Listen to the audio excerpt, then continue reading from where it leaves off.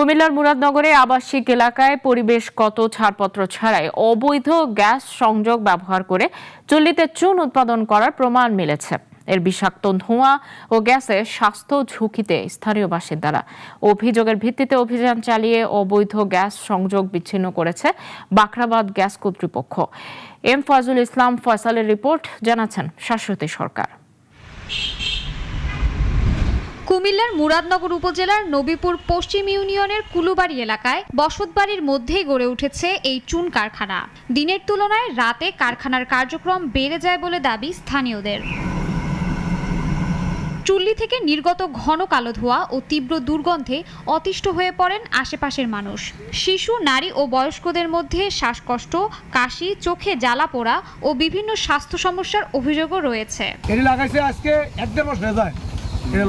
অনেক কষ্ট হইতেছে আমাদের, অনেক এই গ্রামের, কিন্তু কেউ ডরে পায় না। এই গ্যাসের কারণে প্রচুর বন্ধুদের বাচ্চা নিয়ে থাকতে অনেক কষ্ট হয়। এখানে এই দেয়ালগুলোতে দেখেন, এই বড় বড় পাথর ফালানোর কারণে বাচ্চা নিয়ে ঘুমাতে পারে না, সারা রাত তারা নাইট ডিউটি করে।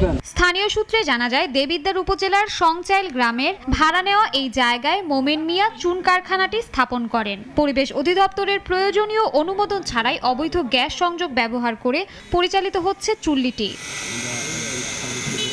বিষয়টি জানার পর অভিযান চালায় বাখরাবাদ গ্যাস ডিস্ট্রিবিউশন কোম্পানি লিমিটেডের ভিজিল্যান্স ও লাইসার টিম।